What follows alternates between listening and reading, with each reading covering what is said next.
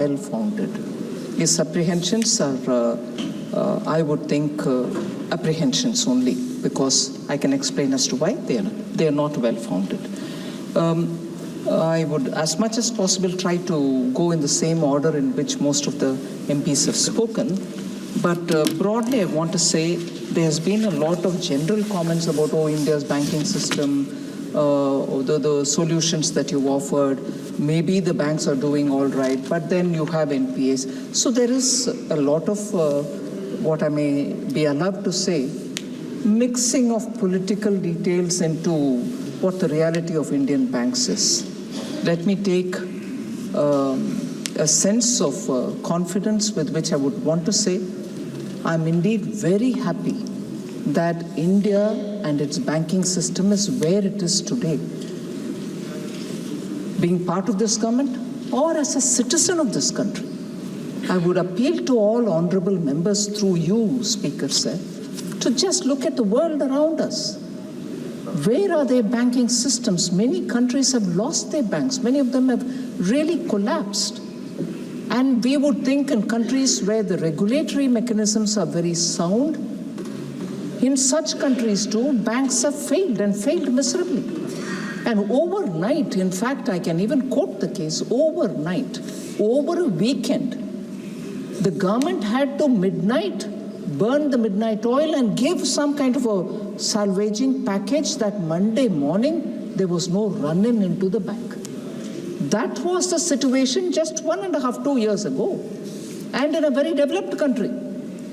All of us would have read it in the papers. If that was the case about one bank in one western corner of that country, which was very much prominent because of the closeness to Silicon Valley, overnight they had to flush in money to say, no, run in, please, we'll take care of saving the bank. I heard a lot of voice which said, why this happened for Yes Bank and not for PMC? If only honorable members go into the details of what is the nature of bank we are talking about. Can the treatment be similarly given? So, India's banking sector, irrespective of politics, is critical to this nation. We can't afford to have any one of our banks struggling or on the crevice that they may fall off. I must credit the RBI and the Ministry of Finance, not because I'm there, but truly. Since 2014, we have been extremely cautious that banks remain stable. And you know the state of affairs when in 2014, Prime Minister Modi had come. My learned friend Sambit Patra and many others also spoke about the 4 Rs with which we tried resolving the crisis in the banks. So the intention is to keep our banks safe, stable, healthy, and in the 10 years, you're seeing the outcome. And it is benefiting the economy. So I would appeal through the honorable members that India should take pride in the fact that today the banks are up to a lot of good. And they are being professionally managed. They are absolutely professionally managed. And I couldn't just recollect the name of the honorable member who said, what is your attitude about recapitalization of banks? I'm proud to say today, banks don't come to the government to say, recapitalize me. Because today they are professionally run, the metrics are healthy, they can go to the market and raise loans, raise bonds, and run their business accordingly. That relationship of government and the bank as my BAP, I can go to the ministry and take money and run my bank despite all the negatives, no longer prevails.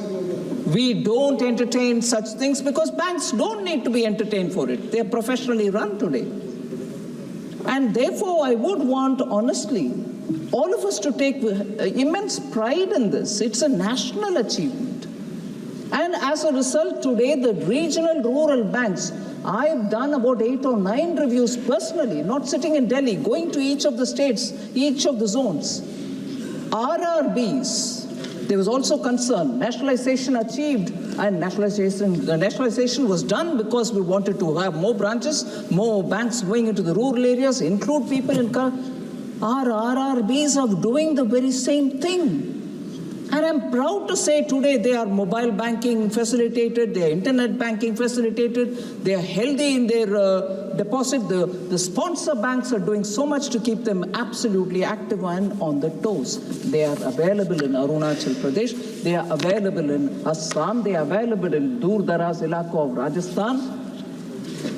And as a result today, that very valid question that I don't know if it was Member Supriya Sule who asked about NBFCs and the banks having that, NBFCs are giving away their duty and passing it on to NBFCs. NBFCs are raising the rate at which they're extending loans.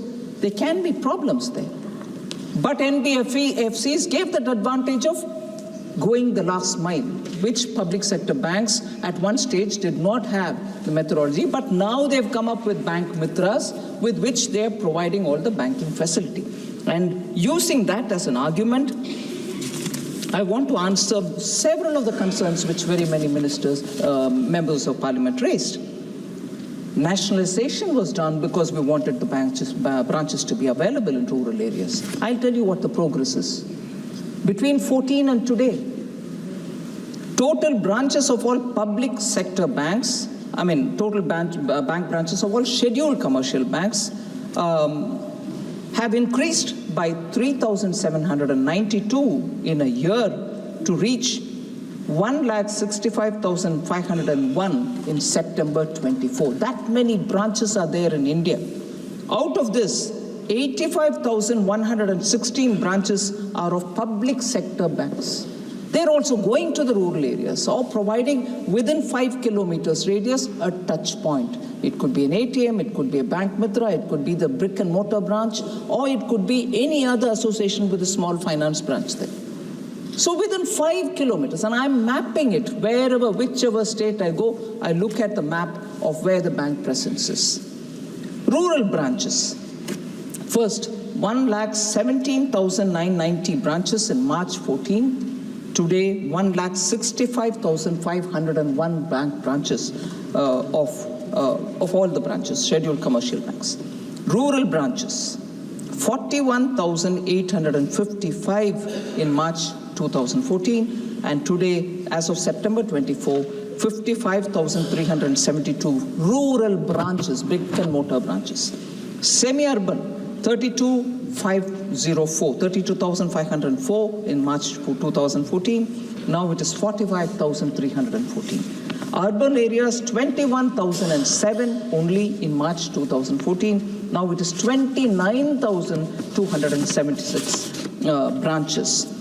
Sir, concern was also, do we cover the poor? Do we cover the women? I'm just giving you the data to start with. Percentage of women covered under PM Mudra. 68% of all PM Mudra goes to women. PM Swanidhi. 44% of all of the Swanidhi loans go to the women. And these are not, interest high, whatever. They are collateral free, without security, given for small people who are having street end shops or push carts. So 44% are going to women in Swanidhi. And number of women bank mitras. Now these are not customers. These are women who are performing the banking function in the rural areas so that people are given the connect. More than 1 lakh out of around 12 lakhs that is, there are 12 lakh bank mitras. More than 1 lakh are women. And this has become a very, very happy augury for them also because they are able to earn a lot more by being active in the rural areas. So, total deposits, PM Jan Dhan Yojana. I'll also address some of the concerns some honorable members raised about charges being levied to small accounts. I'll come to that. What is the total deposit in PM Jan Dhan accounts? It's a very important number. Sir, 53 crore accounts, PM Jan Dhan Yojana. 53 crore. Our population is 1.41 crores. 53 crores have PM Jan Dhan. At the time when we started, and I never get tired of saying this, I repeat it. At the time in 2014, when I had the honor of serving under Honorable Prime Minister and under Shri Arun Jaitley as an MOS in finance, when it was launched, there was a lot of heckling. You're starting it for people with zero balance account? Who? They can't even keep their balance. And what will happen to the service charge? Will they not be? They will not be in a position to. This is a useless exercise. All this was said at that time. I told you the number of people who've got PM Jan Dhan account today. Are these zero balance accounts? No. Today we have a total of 2.37 lakh crores in those accounts. 2.37 lakh crores. Average balance, and this is a very important metric that we have to keep in mind. Average balance of PM Jan Dhan account has increased from 1065 rupees. A single account, 1,000 rupees. 1,065 rupees was the average. Today, 4,397 rupees is the balance in the account. A Jan Dhan account average had 1,000 rupees only as their balance, 1,000 rupees. And that is March 2015. Today, those accounts, minimum balance on an average is 4,397 rupees. That is why, kul mila karke, the total in this PM Jan Dhan account is 2.37 lakh crores. So nationalization of the banks. The intent was reach all people, go to the rural areas, open branches, therefore nationalize. And since then to 2014, I gave you the numbers, sir. And after Jan Dhan Yojana came in, what is the number? Within 10 years, actually the original objective of nationalization has been far better achieved now.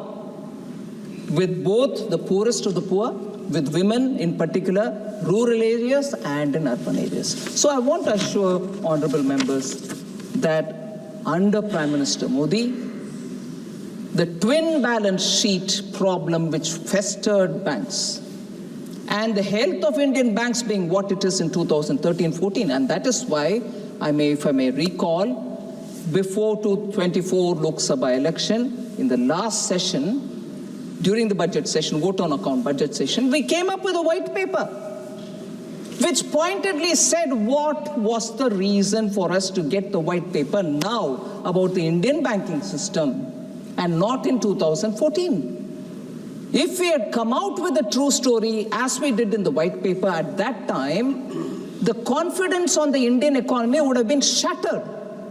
You wouldn't have had anybody coming into India. You wouldn't have had banks being touched with a barge pole.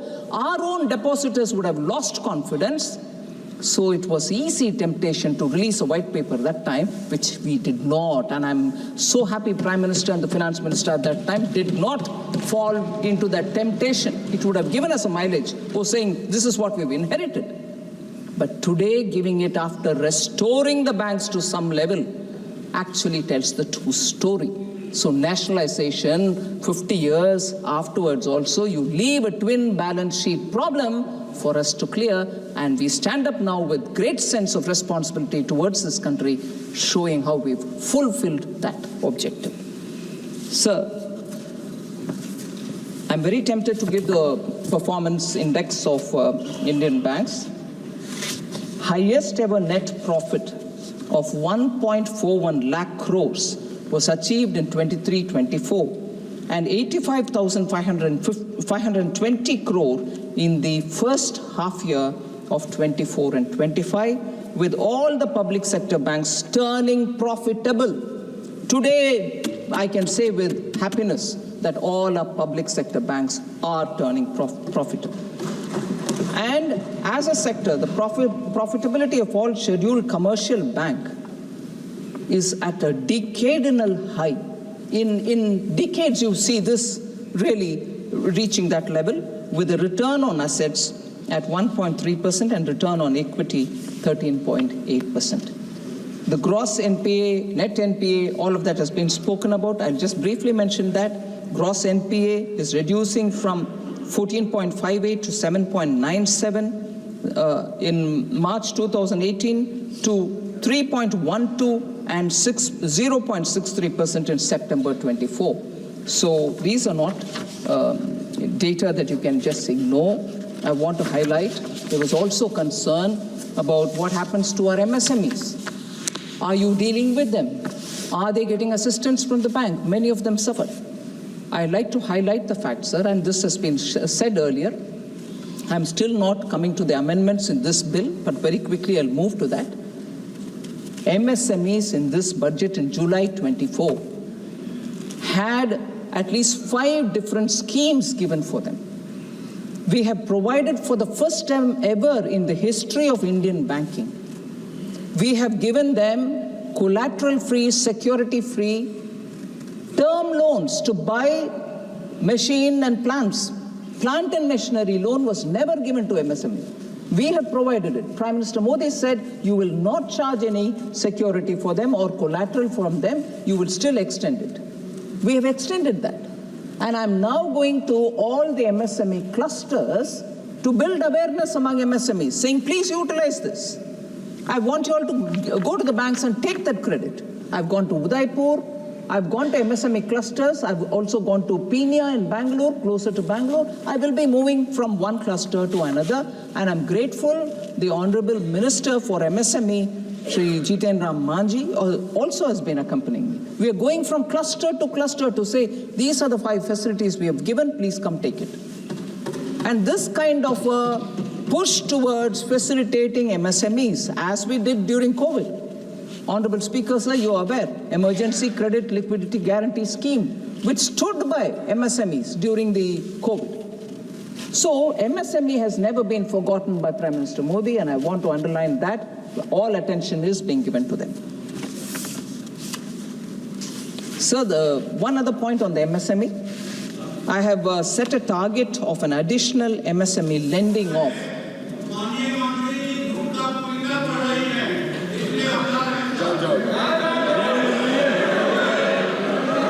Sir, Honorable Member is saying something, I don't want to undermine him, but is jute parliamentary language? I'm sure people here can look at it. Sorry? Sorry? आप उनका जवाब मत दो। नहीं, इनका एक जवाब जरूर मैं दूंगी। अभी दे रहे हैं, क्योंकि उन्होंने मुझे झूठ का आरोप लगाया, लेकिन मैं बात नहीं बोलते हुए आपका जो आरोप को साबित करती हूं झूठ है। नहीं, माननीय मंत्री जी, माननीय मंत्री जी,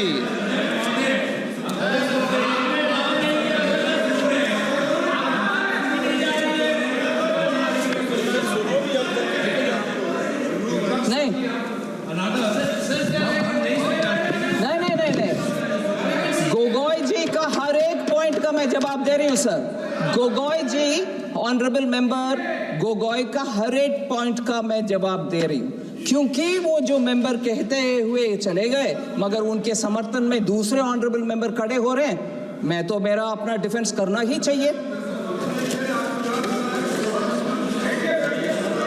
हाँ आ रही हूं sir. Honourable member Rajiv Rai ji, मैं अभी सीधा उनके विषय में आना नहीं चाहती थी, बिकॉज सीक्वेंस में some sequence I thought I will go, but sorry नहीं, क्रोनोलॉजी सीक्वेंस जो भी आपके मन में जो आता है कहिए, मगर मैं मेरा क्रोनोलॉजी और सीक्वेंस को बदल रही हूँ 1 मिनट के लिए। सर, ऑनरेबल राजीव राय जी, मुझे दुख से कहना पड़ रहा है, बोले कि मैंने चिट्ठी लिखी हूं आपको और आपसे जवाब नहीं आया। Whatever, my Hindi being what it is. Yeah, you are a professor, you can correct somebody's English, you can correct my Hindi, but your political philosophy, I will have to remind you, may not be correct. Sir, honourable member चिट्ठी लिखी है, लिखा है, I don't mind. आप समझ रही हो बात।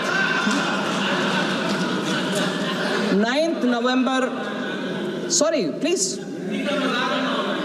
मेरा हिंदी का मजाक मैं उड़ा रही हूँ जी, क्योंकि मैं ये ऐसे स्टेट से आ रही हूँ। भाई साहब, आप उसके पक्ष में बैठे हो ना, आप जरूर पूछिए। मैं ऐसे स्टेट से आ रही हूँ जहां हिंदी पढ़ना गुनाह लगता है, इसीलिए बचपन से हिंदी पढ़ने का मुझे रोका गया। उधर आपका झगड़ा रखो, मेरे से नहीं। झगड़ा आपका उनसे होना चाहिए जो हिंदी पढ़ने में आपत्ति बोलते हैं, आपत्ति मानते हैं हिंदी, उनसे झगड़ा करो भाई, मेरे से क्या कर रहे हो। जल्दी से उठना नहीं है, जबकि आपके मित्र पक्ष का लोग का राजनीतिक हिंदी विरोध का समझते नहीं हो आप।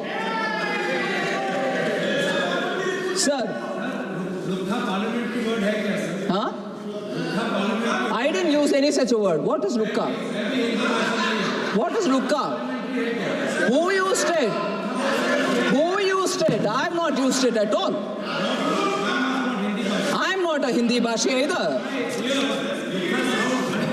I have not used it, sir. Sir. That's right, whoever used it, right? I have not used it, sir. I'm sorry. What?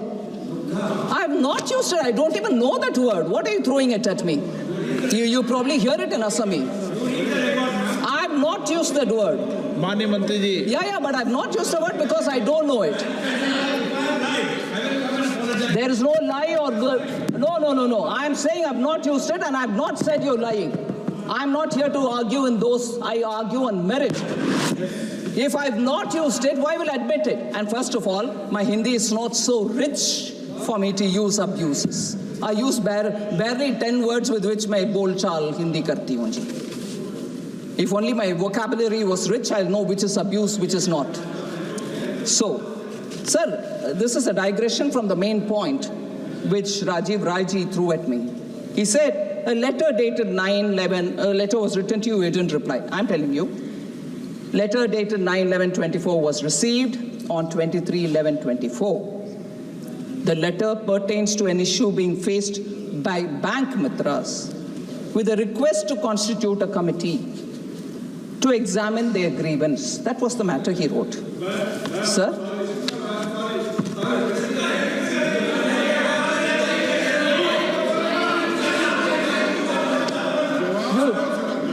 That is your letter now? Which is the letter you're talking about? Huh? Without permission. Oh, okay, sir. Okay, thank you. I'll get that detail also. But now the detail. Excuse me, भाई साहब, वो पूर्ण सशक्त है, वो बोलेंगे हमारे साथ, don't worry. नहीं, 1 मिनट. वो ठीक है भाई, 1 मिनट सर. Sir, प्लीज, आपको अलाउ नहीं किया। नवंबर में इनके चिट्ठी का विवरण मैं दे रही हूँ। अभी वो बोल रहे हैं दूसरी डेट, उसका भी मैं डिटेल्स निकलवा करके उनको देती हूँ सर, आपके सामने बोल रही हूँ मैं। और ये नवंबर का चिट्ठी का जवाब मेरे से मैंडेटरी 15 दिन के अंदर एक्नॉलेजमेंट गया है उनसे, उनके पास, और उसके बाद डिटेल्ड रिप्लाई भी हमारी तरफ से चला गया इस मामले में। अगर उनके पास दूसरे और मामले हैं तो वो बोलने दीजिए, मैं जवाब उसका भी देती हूँ। ठीक है, आप अभी बोल रहे हैं ना, that's fine। नहीं, अभी बोल रहे हैं। एक मिनट मंत्री जी, 1 मिनट। सांसद महोदय, हर सांसद महोदय का पत्र दिया, पर मंत्री जब बिल पर रिप्लाई करेगी तो हर पत्रों को लेके थोड़ी आएगी, तो संभव नहीं है। नहीं, ये संभव नहीं है, अनप्रैक्टिकल चीज है भाई। आपने चिट्ठी लिखी, चिट्ठी का मंत्री जी जवाब दिया, लेकिन बिल के जवाब के समय आपकी हर चिट्ठी का जवाब माननीय मंत्री जी, आप भी।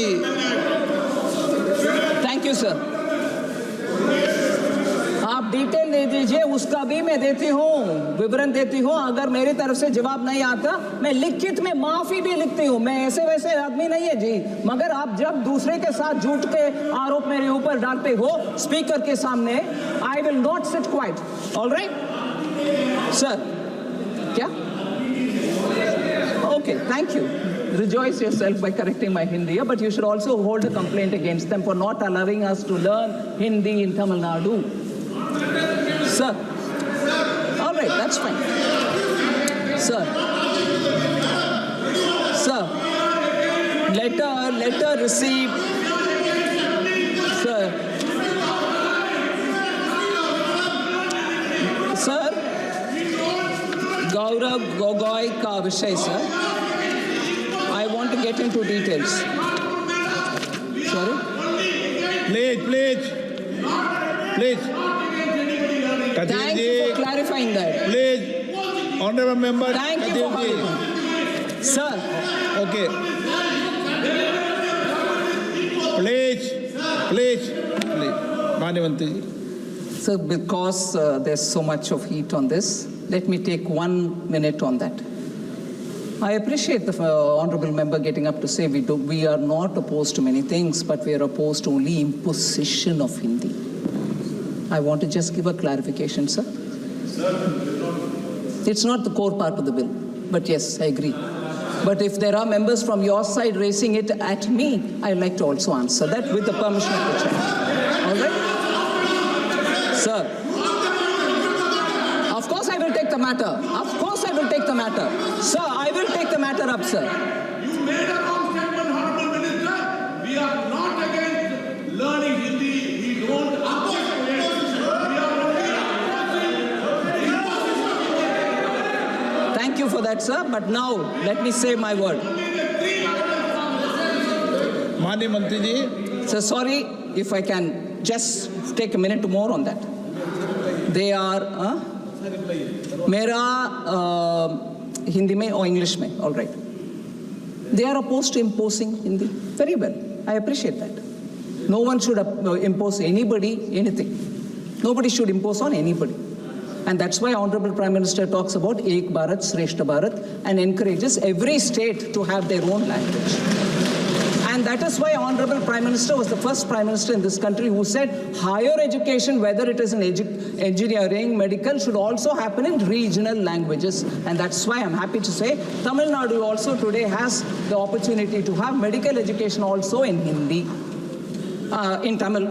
Oh, sorry, how did I say that? Huh? Okay. That's right. You go on imposing on me, right? Hindi comes out of my mouth. I'm telling in favor of your Tamil, my Tamil. All right?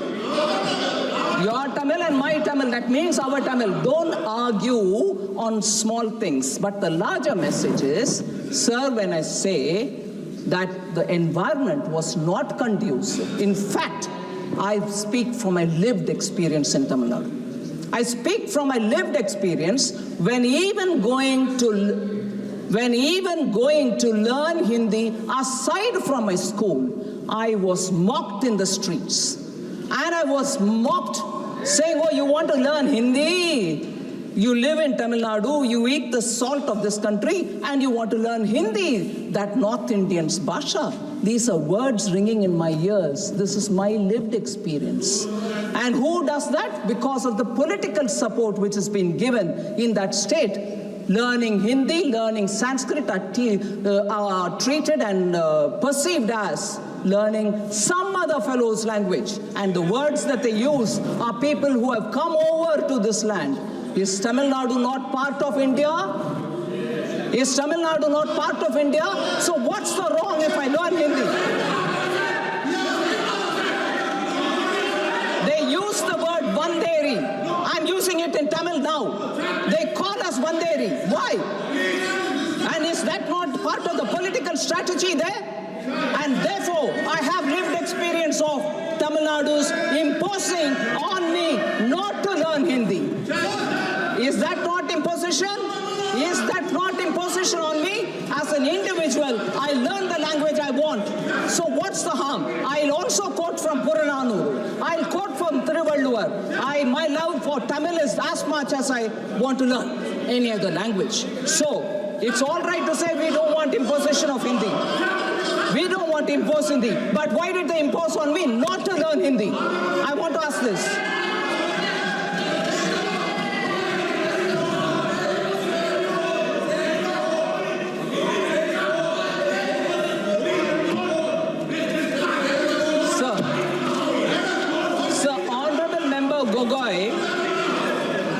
Honorable Member Gogoi raised a few more things.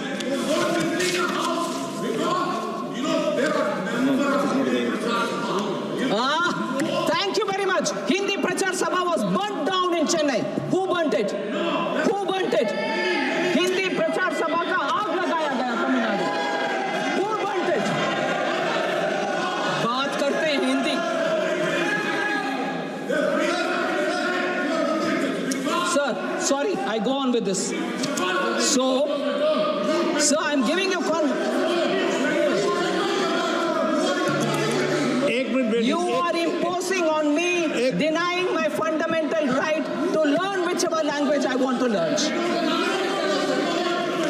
Sir, I'm coming back to this one, sir.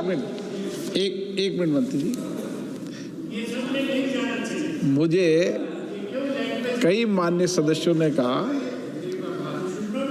मैं आसन बोलता हूं पर unofficially कहा कि हमें कुछ और लैंग्वेज भी सीखना है. ओके.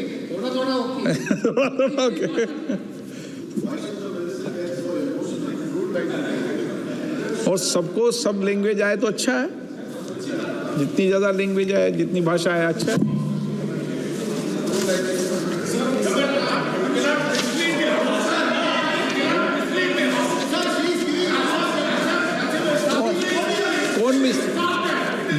कौन मिसलीड कर रहा है उसको?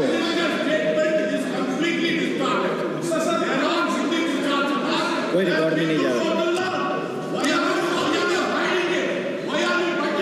कोई रिकॉर्ड में नहीं जा रहा. आप आपस में डिबेट कर रहे हो पर रिकॉर्ड में कोई नहीं जा रहा. माननीय मंत्री. Sir, I'm going ahead, sir.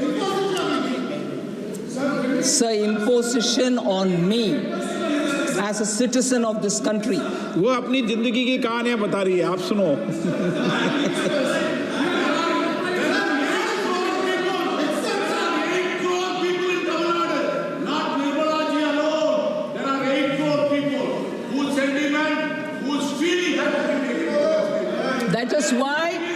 That is why I'm glad the MP is talking about it, former minister is talking about it. Tell me one prime minister who's taken Tamil to the UN. Narendra Modi. Yes. Tell me one prime minister who quotes Tamil repeatedly because he respects that language. Tell me one prime minister with whom DMK has been in alliance with, where the prime minister quoted Tamil. It is our prime minister who quoted Tamil. That's the respect we give for the sentiment of all of us Tamils. All of us Tamils. You also, sir, if they want that from me, I am also that Tamil who suffered this. 8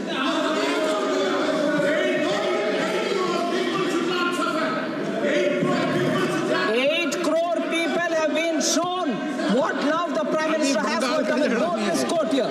अभी बंगाल का झगड़ा नहीं है. अभी आप बैठ जाओ. Sir, आप बैठ जाओ. they don't want to hear now on the banking. आपका प्रदेश नहीं है. ये एक प्रदेश के माननीय सदस्य हैं.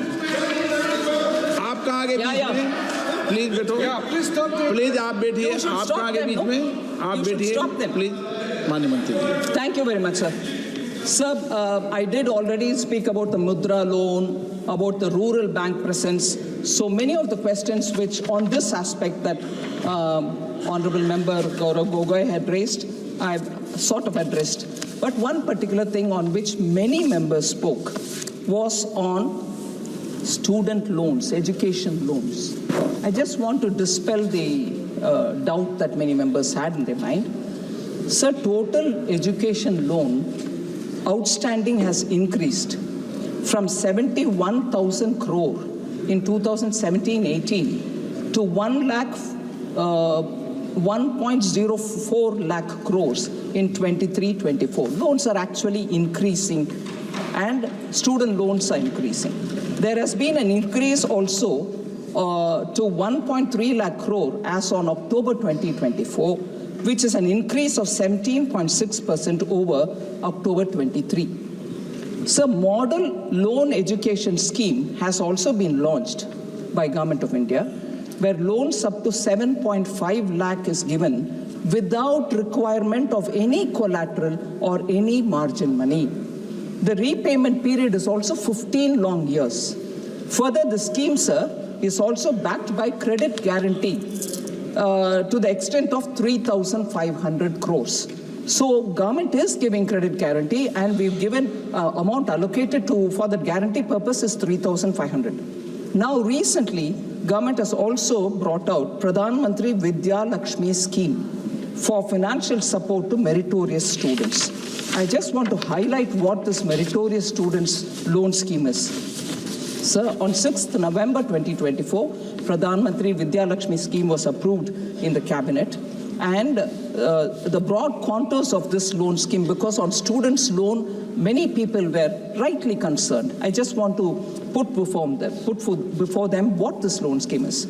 Up to 7.5 lakh loans will be provided under 75% credit guarantee by Government of India, and that is the National Credit Guarantee Corporation, which will support it, for high quality, higher education, quality higher education, beyond the level 7.5 lakh also we are willing to give for students. Now, these loans are given not to very upper middle class or even higher income class, but these are students with up to 8 lakh annual family income. The scheme will also provide 3% interest subvention for loans up to 10 lakhs. So interest subvention B, collateral free B, and for families with very low income. And this is in addition to a scheme which is already existing. To the full interest, there is a full interest subvention given to students for up to 4.5 lakh annual family income. So not 8 lakh, but even lesser gets full interest subvention. So the scheme is applicable, and it is provided by all scheduled commercial banks, regional rural banks, and cooperative banks also. 3% interest subvention will be paid to 1 lakh eligible students and will be enabled through the central bank digital currency process through Canara Bank. And this facility is expected to be ready by the first week of February, by the second week of February. That's a target date, sir. So PM Vidya Lakshmi scheme is something on which the poorer students, low-income class students will get interest subvention and also collateral free.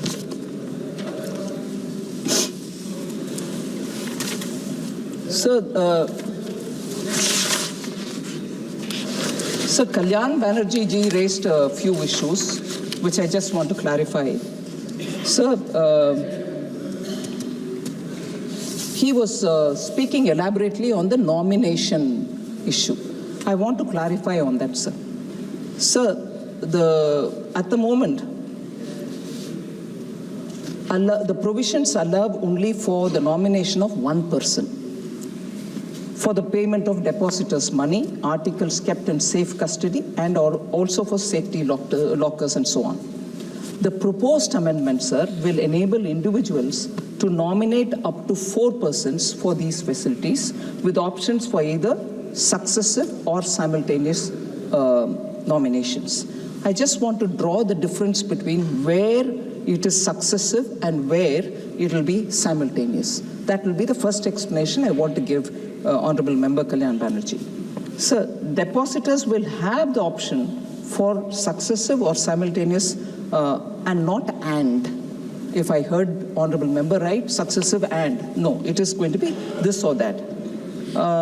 For instance, for deposits, option for either successive or simultaneous nominations are available. Whereas for articles kept in safe custody or in safety lockers, only successive nominations will be allowed.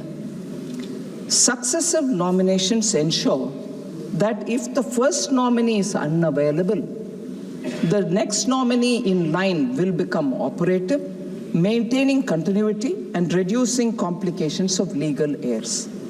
Additionally, what it does, 45ZG is inserted to establish the priority of successive nominations, ensuring clear guidelines for activation of subsequent nominees, if one is not there and another. Why at all we need to bring this? This also partly answers Sri N.K. Premchandran's concerns about why we are doing all this. Sir, before I come to the next point on the directors, so the difference between where the successive and where the multiple nominations are applicable there's a differentiated treatment between deposits and also the security. Sir, Kalyan Banerjee ji and also I think many others, N.K. Premchandran also and Supriya Sule also raised this issue of cooperative bank directors. So the current provisions today specify an 8-year tenure for directors, excluding the chairman and the whole-time director in banking company. The proposed amendment aims to extend the tenure of directors, excluding the chairman and the whole-time director in cooperative banks, to 10 years. What's the rationale, sir? The 97th Amendment to the Constitution specifies that the term of elected members of the board and its office bearers in cooperative societies shall be 5 years from the date of election. This provision is consistent with most cooperative laws, which also stipulate 5-year term of office for directors with no restriction on re-election. The current Banking Regulation Act imposes an 8-year cap on tenure of directors. So that and the constitutional provision are not in alignment. So this creates practical difficulties as directors serving the maximum term under cooperative laws are required to resign in the middle of their second term to comply with the Banking Regulation Act. To resolve this challenge and align it with the Banking Regulation Act, with a constitutional amendment, it is proposed, therefore, to extend the maximum continuous tenure for directors from 8 years to 10 years. This will therefore harmonize it with the current governing practices that exist. So these are the points which I think the three members. At the moment, we have not, but you have given us a thought. I'll have to think about it. I'm not giving an assurance, but I'll certainly have to. Sir, there was also this concern about cyber frauds. There's a lot of activity and initiative being taken by Government of India. I'll just highlight, and I know even on a daily basis, there are a lot of calls which come to us saying, I've lost this money because of people fraudulently called me saying they are CBI director, they are so-and-so IB chief or whatever, and claimed their entire details and money has been siphoned off. In many cases, very educated, very, very experienced government and private company top executives are losing money.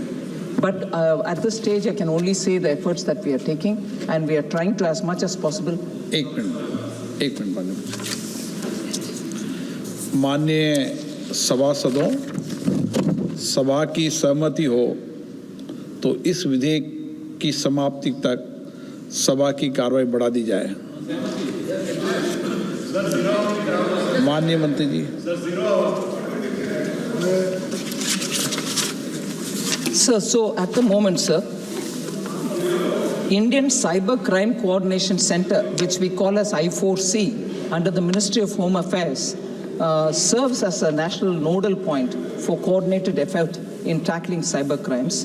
Cyber Fraud Mitigation Center operates in collaboration with major banks, payment intermediaries, telecom service providers, law enforcement agencies, and so on. National Cybercrime Helpline 1930 is also operational 24/7 across all states and UTs, so for immediate reporting and redressal. So I've broadly given an indication of kind of steps that Government of India is taking on this, but I understand there is a rampant occurrence and on which we need to have very quick redressal mechanisms. The department and the I4C are all working together to come up with some concrete plans. Sir, member Dr. Rani Sri Kumar had raised this issue, sir, which is very important, so I thought I should specifically say that banks are being, minimum bank savings deposit that people hold are also being charged with penalties and so on. I want to assure member Rani Sri Kumar that none of the basic account holders, 65 crore basic saving bank deposit holders, or the 54 crore Jan Dhan account holders who are absolutely bottom of the rung, none of them are penalized for not maintaining minimum balance. It's a written order. No bank can charge on them. And in fact, these accounts are also given overdraft facility of 10,000, which is extended to all these basic account and Jan Dhan account.